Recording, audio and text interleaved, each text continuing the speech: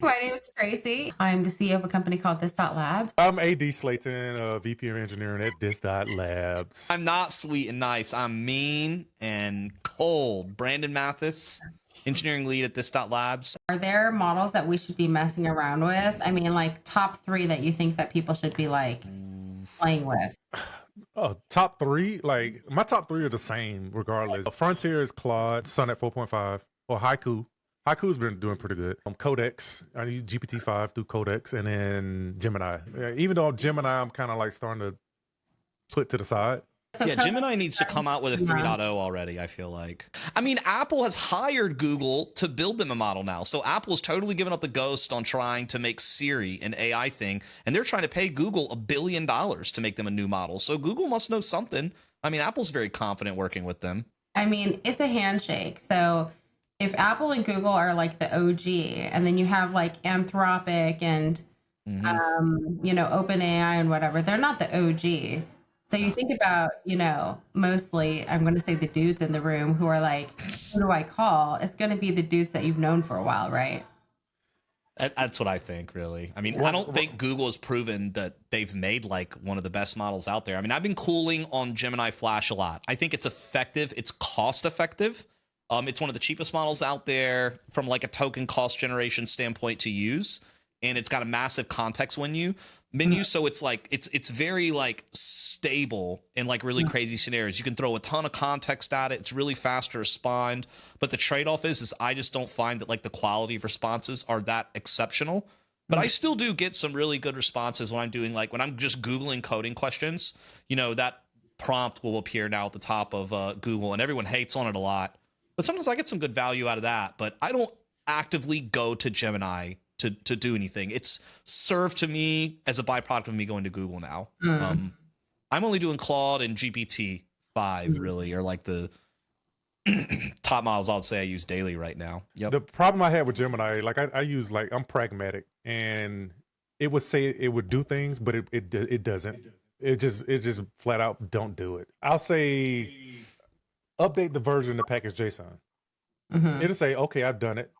And I look at the package JSON, it's still the same. I think it's like a tool calling issue or something like that. Like Gemini can be pretty okay for chatbot usage kind of stuff, but I'm just using LLMs less and less in a chatbot-like way as they become more and more integrated with my tools. So like GPT-5 working inside a Codex, I mean, I can make code modifications and stuff like that. But yeah, I mean, the Gemini, even the Gemini CLI tool, I find sometimes that I will ask it to do stuff, and it's like, I've done it, and it literally has not done it, and I'm like, how can you be so mistaken? And maybe it just like failed to call a tool right or something like that. I don't know, but this is actually great knowledge though, because we're not at the point in time, in the developer journey to adoption of AI that we can trust AI to do everything for us, or that we can trust AI to do it right. I don't think you trust it right, and I also don't think you shouldn't get married to a model too. No, because I mean, it's like I was really liking Gemini like a few months ago when they first came out, and I just kind of like, I think maybe it's just like entropy, but I felt like there was a decline in quality of the model, and I think the other models just increased in quality as all. So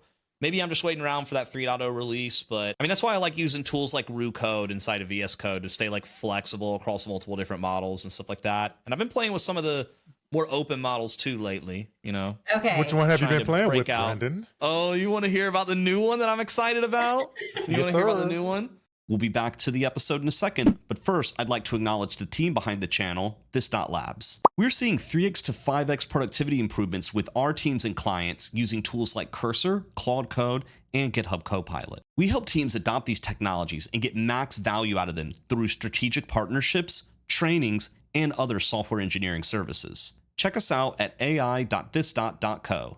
Thanks, now back to the video. There was like some kind of like big news I personally feel like hit the model space like over the past week, which is there's this lab it is based out in China called Moonshot, and they released a new model called Kimi K2, Kimi.com.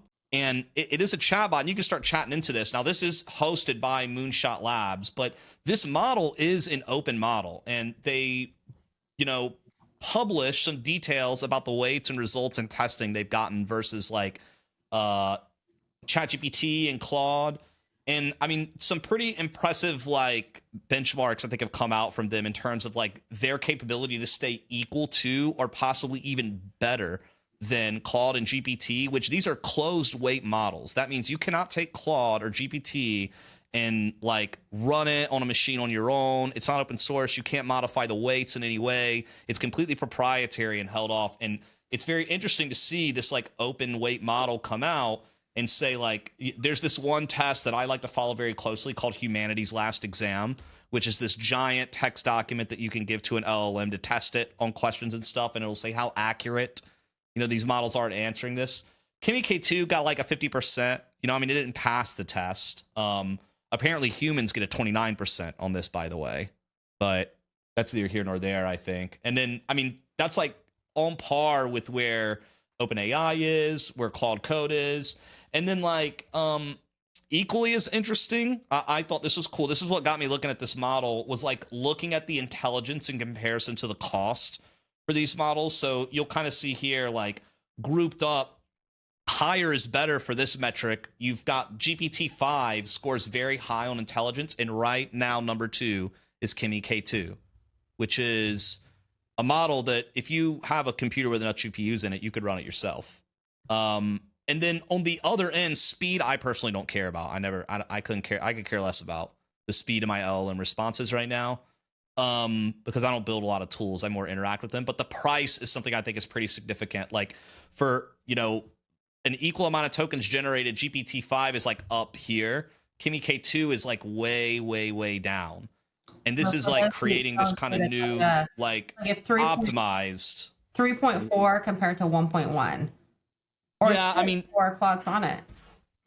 It's how much that's how many dollars, Tracy, you would spend to generate 1 million tokens. Mm-hmm. So it would cost you 1.1 USD versus Sonnet would cost you $6. Mm-hmm. And then naturally Grok is, I mean, I'm actually kind of surprised. I thought Claude had gone down, but Grok is naturally the most expensive model, bar none, to use. But wow, Claude's pretty high now too, I guess. You know how you know, they say like different languages, like Italians, for example, you know, they have like a lot more verbose language compared to like, you know, Americans who are considered to be more direct. I'm curious though, are Italians, since they're a little bit more verbose, generating like, yeah, I mean, if you're the number of tokens, yeah, I mean, it matters. Like the words you use matter, the responses matter. So if you're very verbose in your prompts, of course you're going to spend more tokens, right?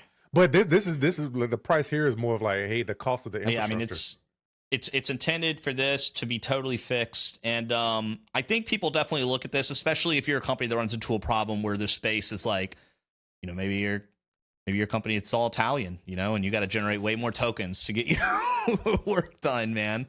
Maybe take a look at Kimi K2, because if it can perform at a level comparable to or higher than Claude at a decreased price, I think that's kind of interesting. It's been fun too reading some of the announcement details. I've got a really nice generated explanation like from the Kimi core team about all of this stuff. So I mean, you can go to Moonshot's GitHub, and this is hosted directly on one of their GitHub pages sites, but they provide some really nice like reasoning metrics. Being open in this way about your model's performance is a good thing. It's something that I don't like see too much out of OpenAI. OpenAI released like GPT-5, I remember like a few months ago, and their metrics visuals, people had some issues with them. They were very like strange how they were scaling bar graphs and stuff like that. This also was really cool. I mean, they did some stuff about how like, oh, if we give Kimi K2 this really complex PhD problem, what will it do? And it like, they break down like exactly how it reasons through stuff in this visual. So, I mean, it was really interesting following through their website to go through like, okay, here's a weird problem space that it may traverse through.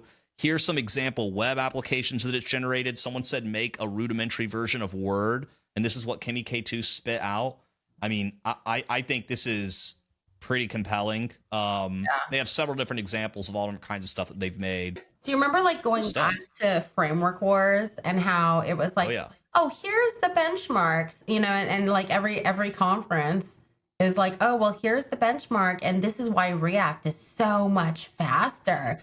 Do you feel like this is kind of similar when you're looking at these Tracy, Absolutely. Like you're unlocking this thought for me where it's not just about also you beating the benchmarks, it's about you presenting it in a really effective and clear manner. And definitely everyone is running around and working very hard. I mean, imagine the time someone put into making this document. I mean, someone had to sit down and really like come up with these examples and process through this stuff. So like AI just did it for them. No, I do think that AI was absolutely assistive to it, but I mean, I read through this. It's intentionally put together. It's structured in a really understandable way, and there are some really pragmatically well thought out examples. I mean, sure, the AI.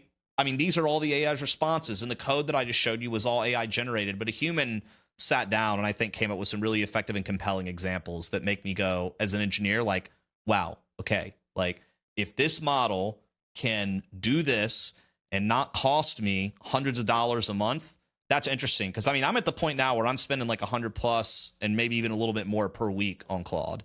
I mean, it's becoming like a regular thing. So at some point we're gonna cross into a territory where we need to be mindful of those. But how that manifests at the end, I don't know. I'm not saying we need to go buy a new model or anything, Tracy. I'm just saying that it's an interesting one I've been playing around with a bit, and it's really, really good at coding. And I hear a lot of like learning engineers too. They talk a lot about DeepSeek. Everyone was very, very eager to go on about DeepSeek, and they want to self-host it. You can't self-host this model, just FYI. You're going to need over like 200 gigabytes of like VRAM, and that's GPU RAM, not regular RAM. Maybe a little hard for someone to self-host, but probably very, very, very cheap to run if there's a cloud service that you like to use, like I know Vercel has their AI API gateway, system that people can jack into. There's a lot of different services that are like gateways for AIs. So, and you know how during like the blockchain days when we didn't have AI. Remember all the conversations there were before about how like this is so bad because you're going to have so many different servers, and then it just costs too much energy. And then now all of a sudden you're talking about like Nvidia and Broadcom getting all this money for chips and things like that, and computing power and processing and whatever. And it's like this sort of, I don't know, amplifies all the sort of concerns that we had with blockchain from the get-go, except by 1,000x. I feel like it's the same problem, right? Like I was mentioning, the focus just moved from blockchain over to AI. Like I got my first machine where I was mining tokens, Bitcoin tokens, and that thing was loud and hot as hell. Right, and now I have this NVIDIA GPU, and it's more powerful than what that thing was, and it's quieter, it's cooler. Right, and I could probably run 5x of what that machine was doing. The reason I'm saying that the concerns are real from an environment standpoint, but I think the players just moved from blockchain over to AI. Yep, the money just moved over there.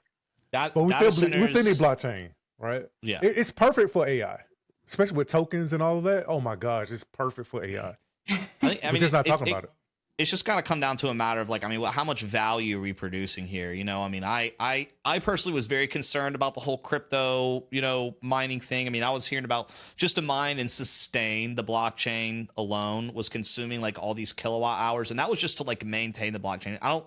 I just didn't feel like at the time they were generating value. They were just maintaining a giant ledger that more and more things were added to it. I'm a little bit more excited about what AI could possibly bring in terms of just like value for everyone in the world. But I do think we probably will need to keep working on data centers in space, Tracy. I think data centers in space, nuclear, may be like where we need to take it to. Well, you said data centers and space, or in space. In space. Do you not think outer space? Who said was it China that was doing one where there was a data center in the ocean? Mm-hmm. Oh yes.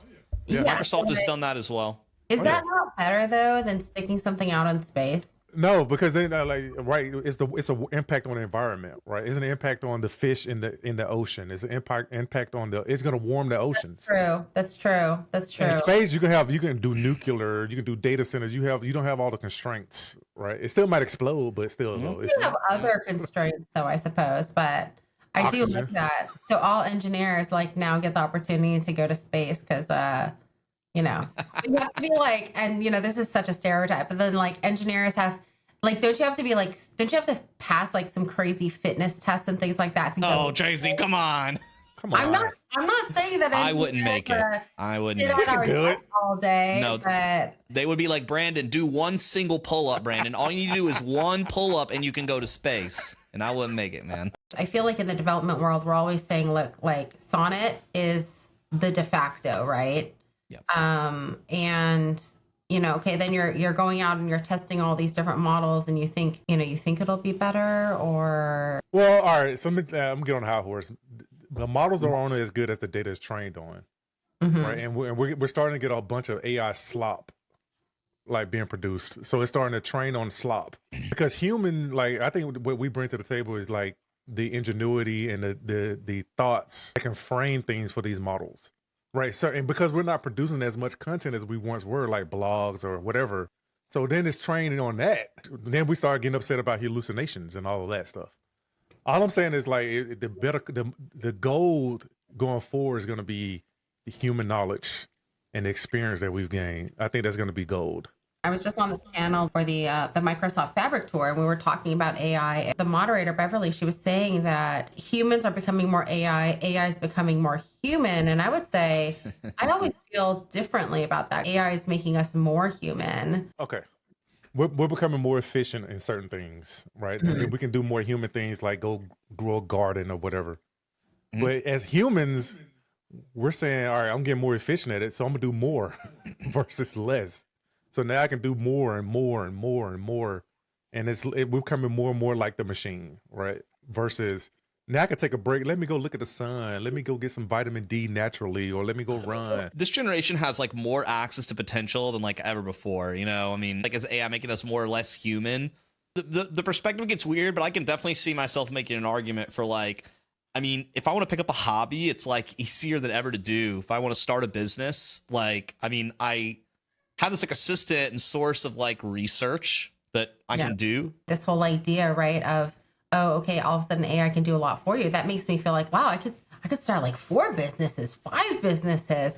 But then you talk about like, oh, well, no, AI is doing more for you, so you can go out and look at the clouds. There's been news, right, of like, oh, did we do too much? Have we let them AI take over too much? And then it's like, oh, no, now we're going to do less. Now we're going to do more. Now we're going to do less. So I worry sometimes that people are just always going to like the chat bot right away. They got a personal problem, professional problem, no matter what.